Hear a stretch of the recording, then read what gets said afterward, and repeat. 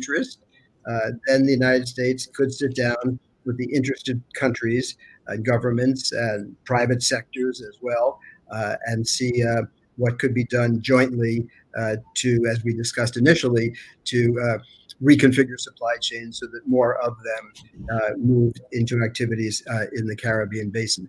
On the issue of free trade, so the Biden administration is obviously gun shy about discussing trade at all.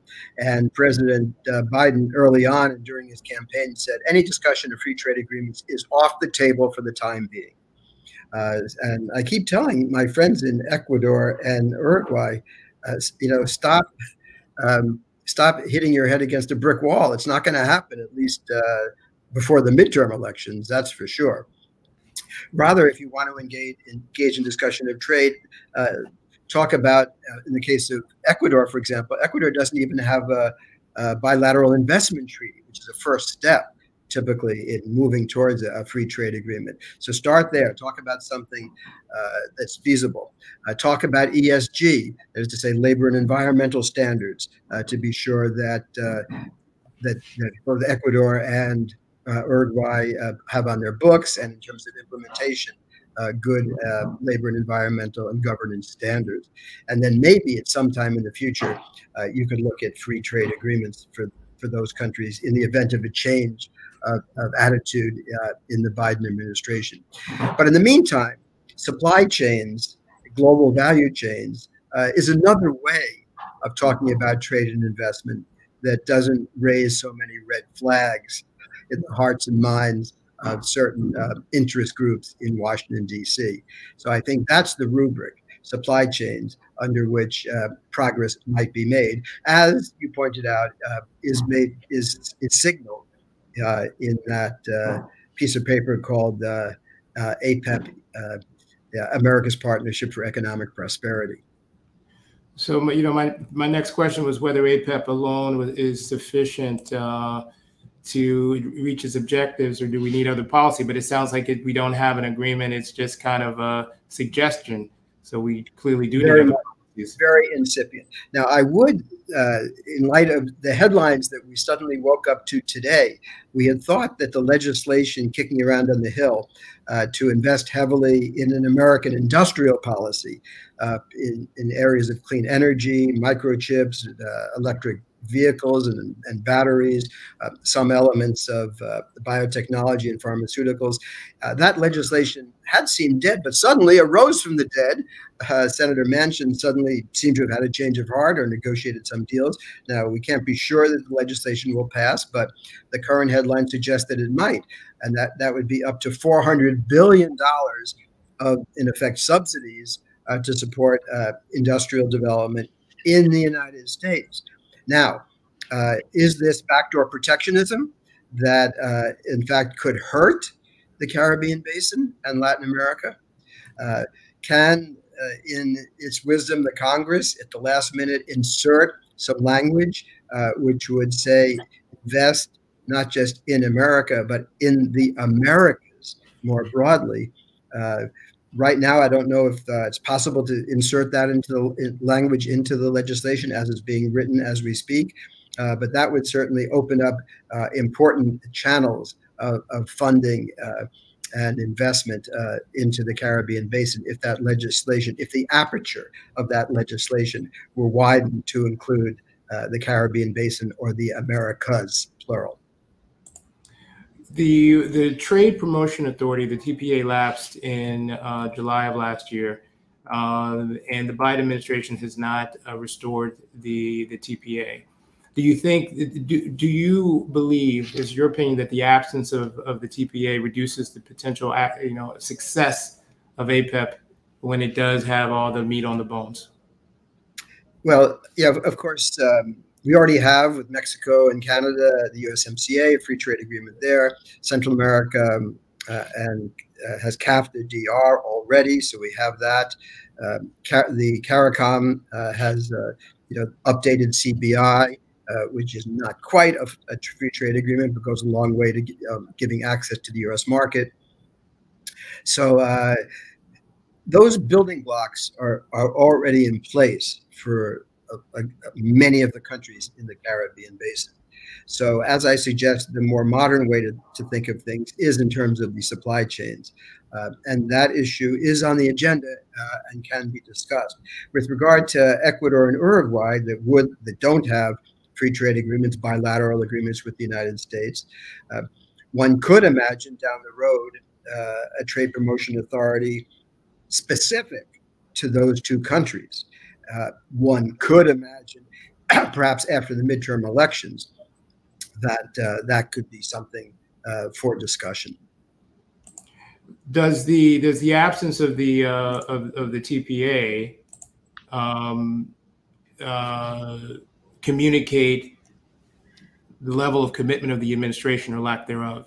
Why did the Biden administration let it lapse, and how come they haven't restored it? And what does that say about their commitment to the APEC?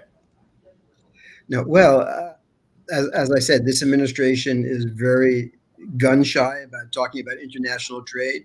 Look at President Biden's remarks, even at the Summit of the Americas in Los Angeles recently, which is, after all, an international body.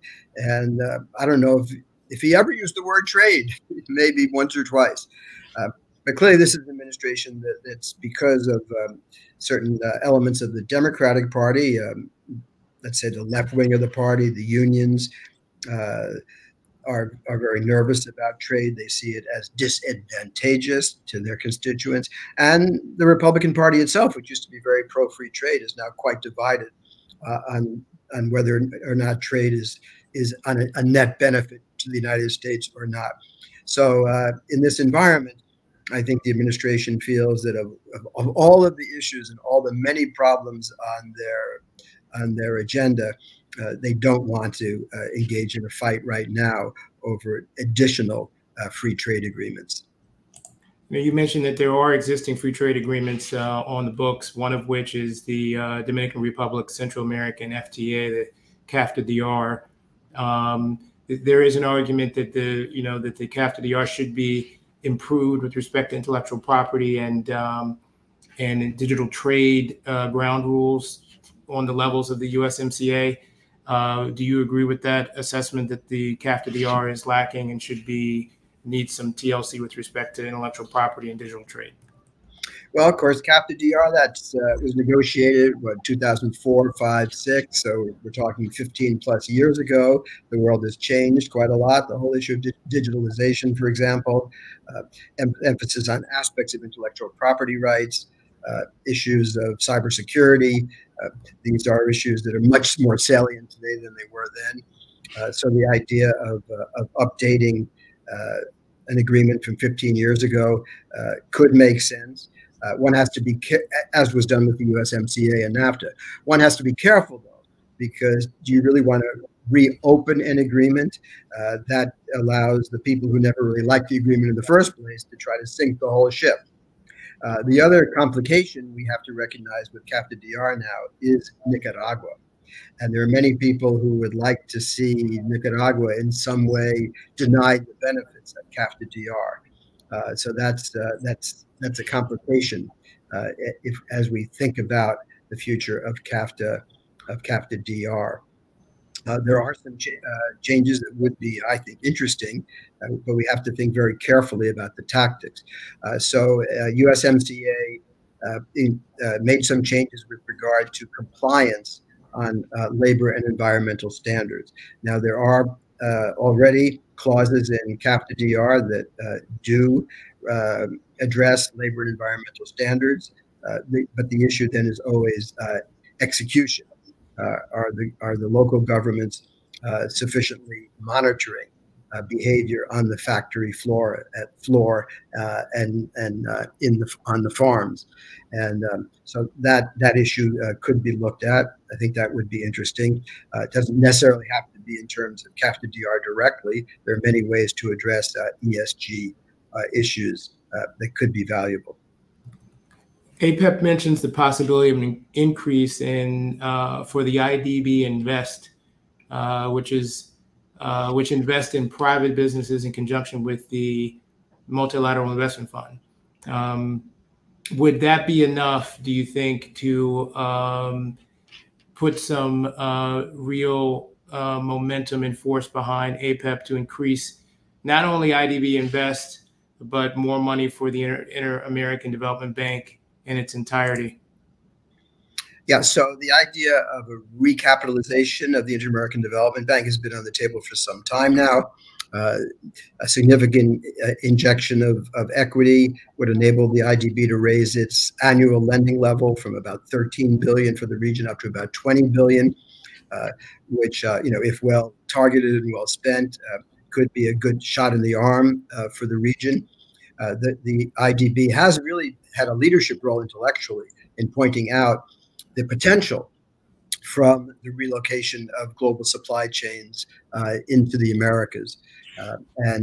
What the IDB has to do now is go from that smart conceptual framework to actually designing and implementing specific policies in the various countries that would advance the goals and objectives of creating an ecosystem. When one talks about relocation of global supply chains, what do investors look at? They want to be sure there's good infrastructure, roads, airports, et cetera, to get the products in and out quickly and efficiently. They look at energy. What's the cost of energy? Is there a well-trained labor force? Do most of the population have only a 6th or a 9th grade education, or have they at least finished high school so they're more easily trained for specific tasks? And the IDB can play a role in making sure that those essential elements of a good business climate, of a strong, resilient ecosystem, that those are in place in the host countries. Let's go to the topic of why the GCC, the Greater Caribbean Basin, matters in the first place.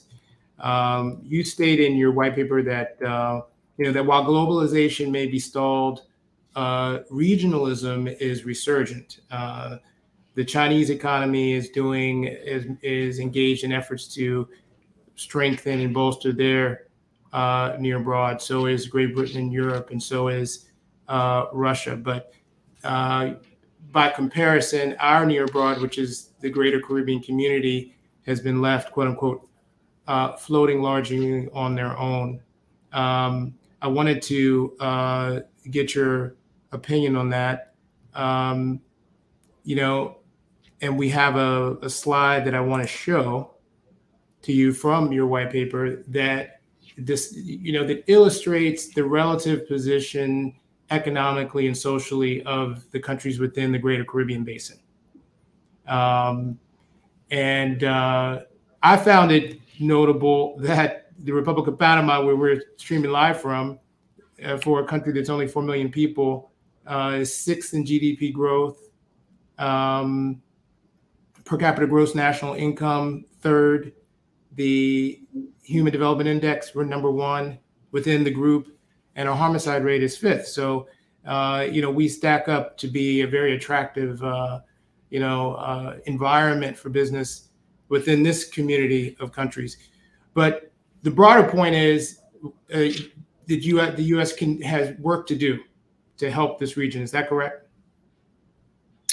Yeah. So as you point out, anyone who's been in Panama, in the last 10 years, Panama City in particular, has to marvel at the very rapid growth rates and all the, particularly in construction and real estate.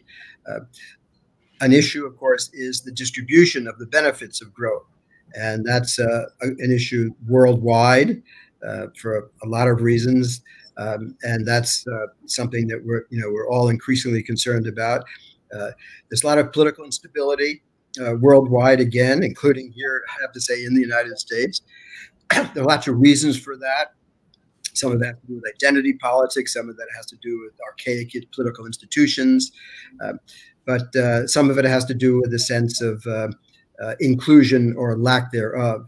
That many people feel that, yeah, the global economy or the national economy has boomed in the last 20 or 30 years, but maybe the bottom half have not participated fully in the fruit of that growth. And so what should be done about that? And then that gets into tricky issues, because after all, you're talking about the distribution of wealth and income. And those are issues where people really dig in and try to defend their interests. So then you get into, of course, tax policy, and that is also always very contentious. The distribution of fiscal benefits, But the Biden administration, came in trying with the idea that it would try to redress some of the inequalities in the United States. But a lot of that legislation is stalled in the Congress because, after all, the Democrats don't have a really strong working majority in the two houses. And at least most political pundits think that their majority is as thin as it is now, is likely to evaporate entirely in the November midterm elections. Anyway, in some countries where there's discontent on these issues, people take to the streets. And that's what we've seen recently in Panama, a couple of years ago in Chile, and recently in Sri Lanka, worldwide.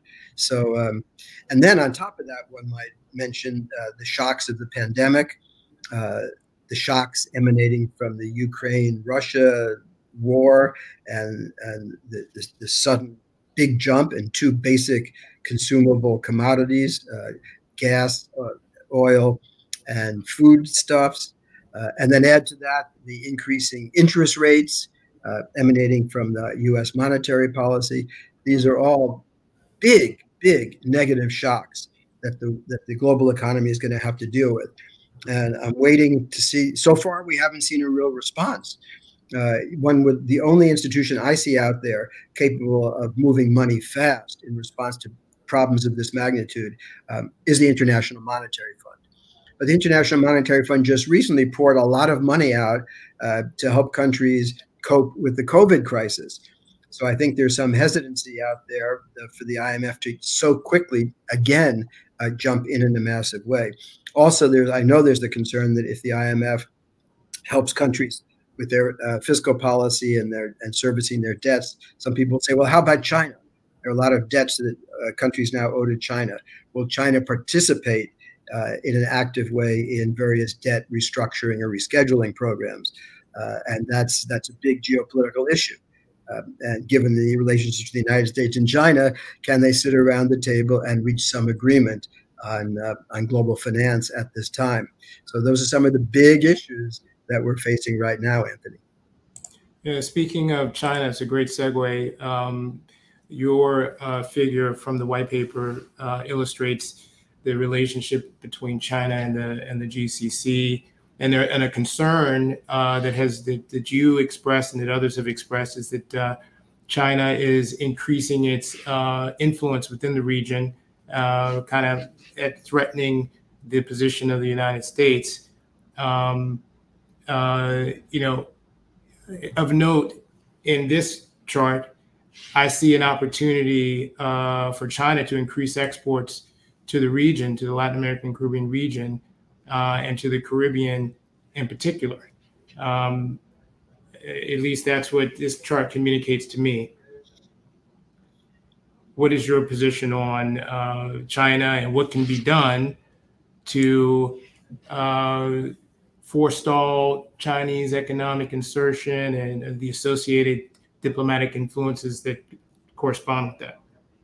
Yeah, so my own point of view is, at least at this point of time, I don't use the word threat with regard to the Chinese trade and investment in the Caribbean for the most part.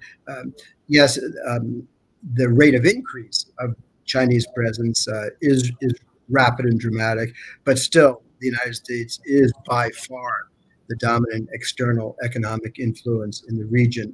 They're talking about trade or investment, not to mention the flows of people back and forth, the very large diasporas in the United States, the role of remittances, which is very important for the economies of a lot of countries in the Caribbean Basin.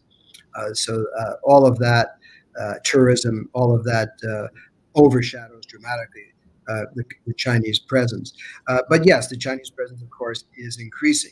Now there, if you get to the specific project level, and the Chinese offered to, build a bridge or a dam or a soccer stadium, if the United States wants to compete, it has to put projects on the table with engineering and finance.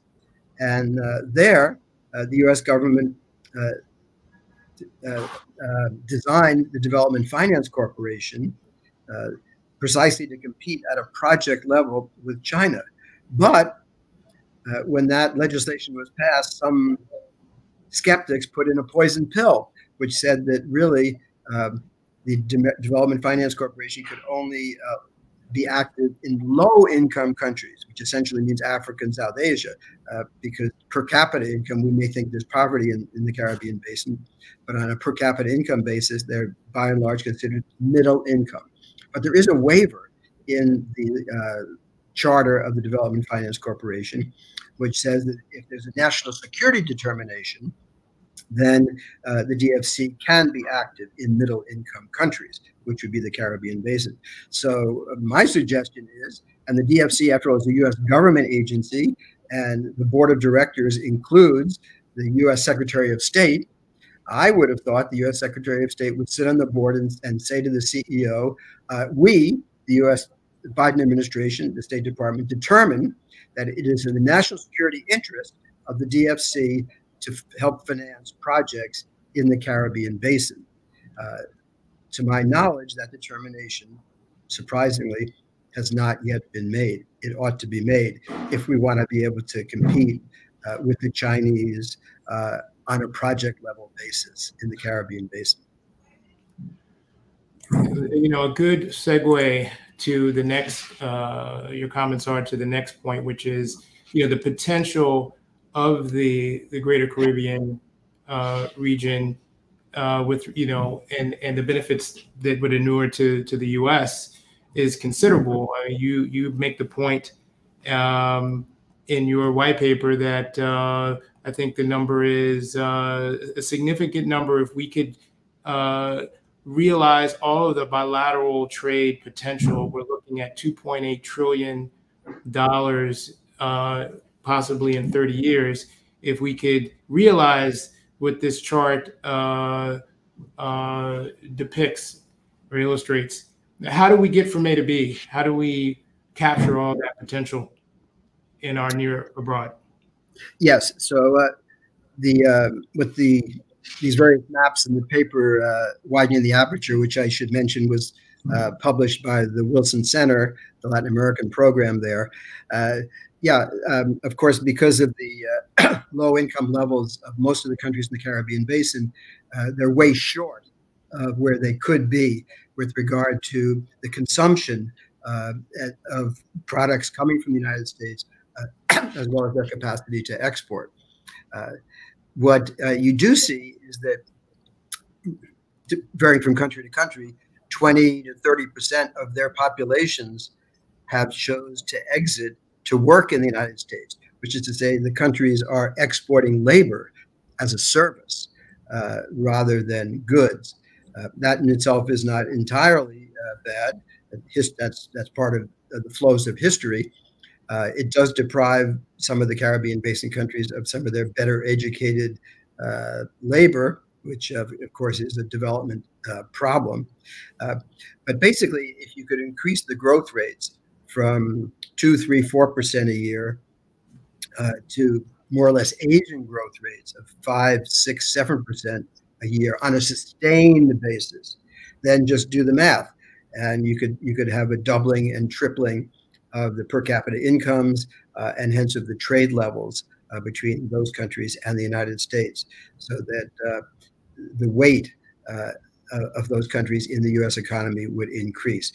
Now, of course, if you look at Mexico, Mexico already is a very big trade and investment partner of the United States. It could be more so, 130 million people in Mexico. The current administration, however, in Mexico, López Obrador, doesn't seem very interested. In fact, the business community perceives him as, fundamentally antagonistic towards the private sector, and particularly towards private investment. Although, not some people in his administration feel differently.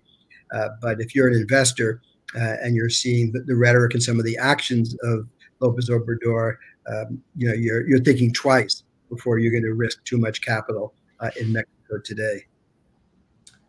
The section and the topic that we're talking about currently is why does the GCC, the Greater Caribbean Community matter?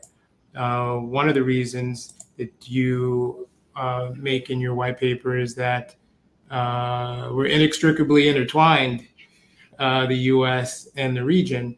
And one of the reasons is because, as you mentioned, all the migration from the region, the Caribbean and Latin America to the U.S. And this chart I found fascinating of all the number of individuals that are claiming ancestry to the Greater Caribbean community. Is this is this a good or a bad thing? Meaning, when people claim that ancestry, are they leaving their ties behind to the extent that they don't have an interest in raising the position of the Caribbean Basin, but they're looking for bigger and better in the U.S.? Or is this chart telling us that there is potential there? Yeah, that's a very interesting question. Of course, it varies a lot with the different populations. In some cases, I think some of the migrants, weren't happy where they come from. They may still be proud of their nationality, but they're antagonistic towards their governments, and wouldn't want to be involved in any sort of, lobbying efforts done in coordination with their governments. But yes. People have remarked for a long time that diaspora communities could become internal pressure groups for the United States to have more active and positive policies towards their countries of origin. And you do see some of that activity. You also have some individuals, for example. I could point out that the Vice President of the United States, Kamala Harris, her dad is a native of Jamaica, and she has spent time in the Caribbean. At the Summit of the Americas, there was an agreement on energy policies that was negotiated between the United States and the Caribbean, and Kamala Harris played a role there, in part because she is seen as a daughter of the Caribbean. And of course, there are many other descendants of the Caribbean Basin who are prominent in American society. They vary on the extent to which they get actively involved in politics. I do think that, and countries try this from time to time, governments could try to do a little more in terms of organizing and activating their diasporas to help them with regard to their relations with the United States government and private sector as well. Let's turn to some of the regional stresses in the region. One of which has to do with the energy policy. And I'd like to put this chart up from your white paper, which shows renewable energy performance by country, which, Costa Rica is doing very well. And you see the countries on the other end of the spectrum. The issue is, what does this chart how does this chart instruct us with respect to nearshoring? How does it give us an indicator of opportunities to realize the potential of nearshoring? Yeah, thank you. Well, as you see, there's a wide dispersion. There's a lot of potential when you talk about renewables. Hydropower is behind a lot of the renewable energy that you see displayed here. You also have thermal, but we're talking about countries that are tropical or semi-tropical, where there's a lot of sun. So a huge solar potential, and wind along the coast of many countries as well. So geography, in this case, seems to be leaning in the right direction. Now, renewable energy and supply chains in two senses. One is to reduce the cost of energy within countries so that industry and services can be more competitive, more cost effective, but then also to be directly linked to the renewable energy supply chains, that is, producing batteries, for example, producing solar panels, for example. Now, that would require active policies, I think. Now, here we get to this legislation that I mentioned initially. The U.S., it looks like, is poised to pass some important legislation which would stimulate the production in the United States of renewable energy, including wind and solar. Is that going to be disadvantageous to the Caribbean Basin? Or is it possible to widen that aperture such that these subsidies, these incentives for the production of renewable energy encompasses not just the 48 states, but also the near abroad, the Caribbean Basin states? There has been argument made. Some have argued that one of the keys, one of the connections between the energy policy and nearshoring is the ability of the region, Latin American Caribbean region, to have enough energy, sufficient energy resources to attract manufacturing concerns to the region. That currently the resources are insufficient. The question is, where will, what is the road to get to increase the resources in the region? Some say it's through Mexico. Some say it's a combination of clean and not so clean energy. The plentiful energy is more important than whether it's clean, so that we can attract manufacturing concerns. What is your opinion in that regard? Well, that will vary a lot from country to country. Of course, Trinidad and Tobago, gas and energy producer, Guyana also poised in that direction. So that's very different from countries where there's the hydrocarbons and coal are of limited supply. They've been largely dependent on importing energy, and that is a major drain on their foreign exchange situation. So those are the countries, if they're looking to decrease their energy dependence, and if they don't have oil and gas and coal, then and hydro, then of course we're talking about wind and solar, and we've already discussed that somewhat. But that would require integration into global supply chains, which would enable them to significantly alter their energy mix so that renewables become a gradually increasing percentage. Now there, of course, as you see, Costa Rica already very high up. Costa Rica has a mix of renewable energies. Some of that is hydro, but for years, hills in Costa Rica have been dotted with windmills and increasingly with solar panels. So Costa Rica is so far ahead of the curve. Back in the 1970s, Costa Rica developed a green awareness. And that, of course, is the country brand that is used for renewables, that is used also for tourism. And green tourism is a major attraction, a major reason people want to visit Costa Rica. So one has to applaud the Costa Ricans for being so foresightful, but also executing. Not only did they have the insight that being green could have a big payoff economically and socially, but they went ahead and did it and gave the right incentives and have educated their entire population. You go into a primary school in Costa Rica, and all the kids are learning about renewables and what it means to have a green economy. So it's something very deeply rooted throughout the society. So kudos to Costa Rica. Mm-hmm. On a practical level, is Mexico really the key to increasing the energy resources in the region for Mexico itself, but also to the extent that Mexico could be a conduit through which we, in the Central America could receive more resources and therefore be more attractive in the nearshoring competition?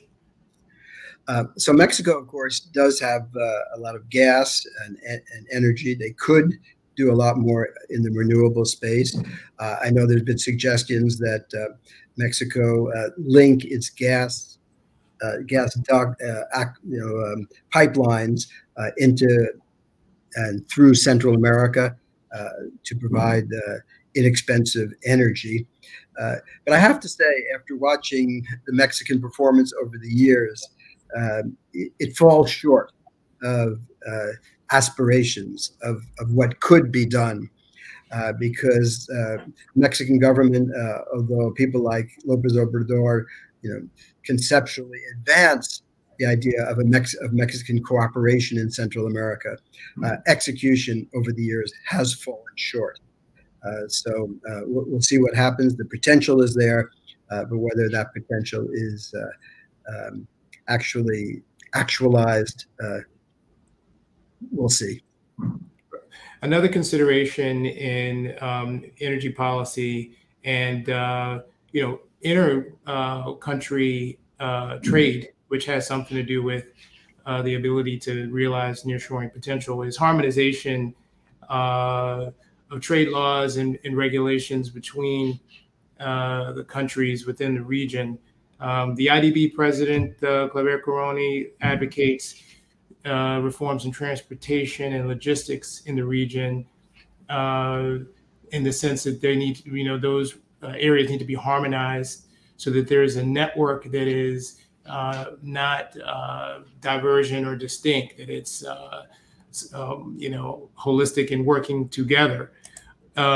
What are the political, social, economic dynamics that are needed within the region to achieve such harmonization?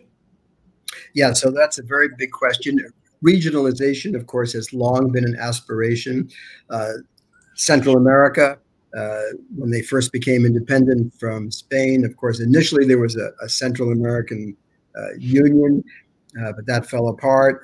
And ever since, Central Americans have tried to improve cooperation and integration among themselves with varying degrees of success. CAFTA-DR was meant to help spur increased economic integration among the countries, Central America plus the DR.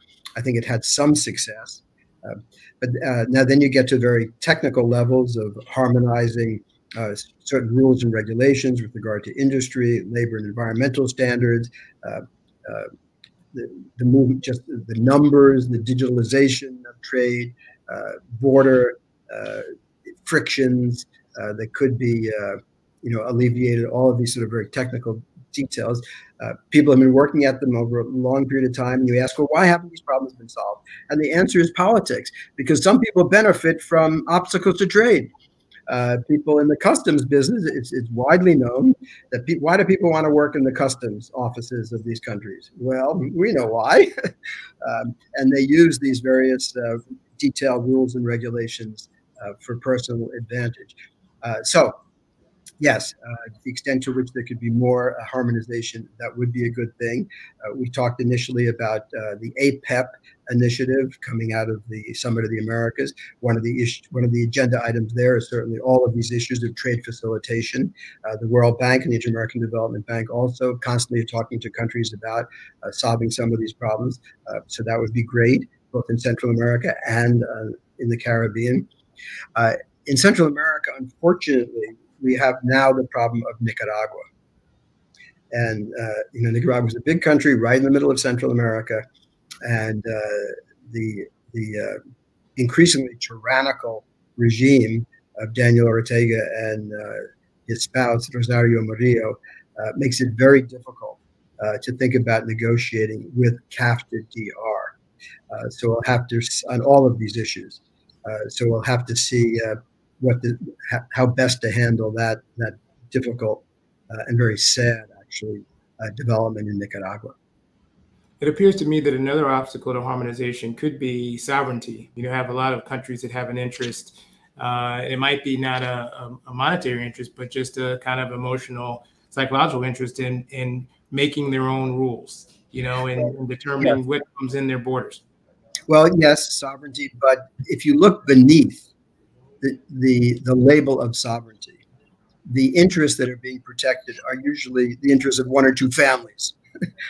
They want to just protect their little monopoly inside what, after all, are small economies. So just like governments use the word sovereignty when the international community criticizes their evidently deficient human rights policies. So we shouldn't allow the sovereignty flag to be misused to cover up practices which actually harm the populations. Very, very good point. So let's go to nearshoring policies or nearshoring supply chains. Very quickly, and I apologize for giving you such a short period of time to talk about such a complex issue, but what are the root causes of the supply chain disruptions that we experienced last year and are still experiencing? Well, basically, you had everything from the pandemic to the issue of China, U.S.-China tensions, and then tensions in Eastern Europe. Uh, Basically, a lot of companies practiced very very efficient, lean supply chains. But the result of that was inventories were very small. And so when there were some disruptions, they just didn't have the depth, the resiliency needed. And in some cases, the producers were very concentrated in a small geographic area. And that was another vulnerability. So put all this together, the geopolitics, the pandemics, some of the technical issues, and people began to think, well, supply chains are a good thing. We're not talking about suddenly globalization ending. People who think in those terms, I think, are not understanding the situation. But yes, we do need to make them more resilient, safer, more secure. And everyone's on board with that, I think, both the private sector, the companies, and certainly the U.S. government. And that is precisely where we go full circle in our discussion, and that's the opportunity for the Caribbean Basin to locate the production of some of these goods and services in their countries, to create good jobs under proper labor and environmental standards for their populations. And in what way do free trade zones facilitate that? This is a great slide from your white paper, which shows a plentiful abundance of free trade zones in the region. Panama, I know for sure, has over 30 within its sovereign territories. How do we take advantage of all of these free trade zones to promote nearshoring?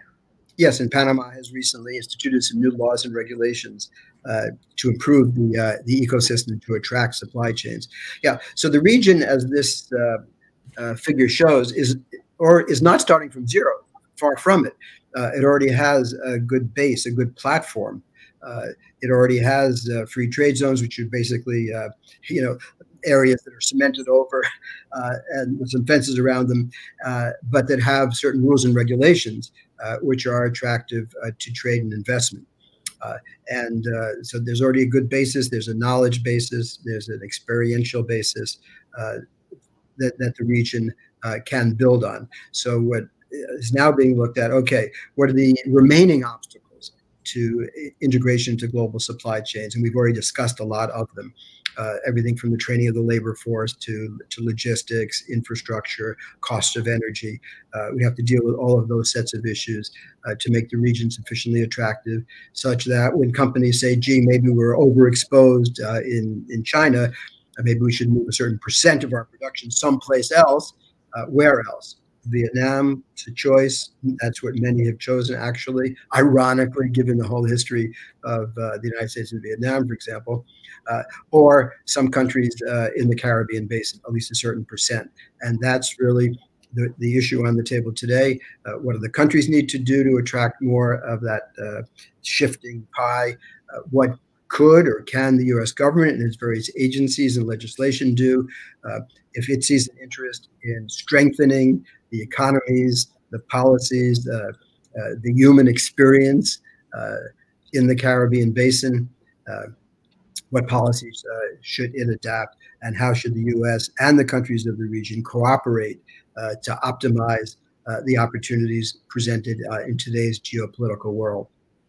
And you, in closing, take us a long way to getting the answer to that when you and your white paper talk about the technology hubs and how we can use the GCC to internationalize President Biden's initiatives around technology hubs. When I look at this and get excited about the opportunity, I think, wow, and being connected to the region, I think there's got to be a lot of education and workforce training programs to make that possible. So what are some of the examples of the education and workforce training programs that the Biden administration could promote in the region to realize the technology hub network that you propose? Well, with regard to workforce training, there are so many different approaches, right? First of all, the primary responsibility is the responsibility of governments. What are governments doing to incentivize students, so should they at least stay through high school? What are the incentives for firms to train their workforce? And there are all sorts of incentives that could be offered. Firms tend to underinvest, we know, in the education of their workforce. Governments have to look at and see why that's the case and what remedies are possible.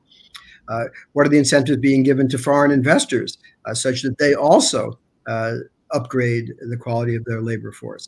There are gender issues here. Are women being given, fully inclusive opportunities? I suggest in my paper, actually, for example, that in certain companies, you have a lot of women as a percentage of the total workforce, but they tend to be in the less well-paid jobs. Maybe there could be incentives given such that the mid-tier jobs also have, let's say, at least 50% of women in that labor force.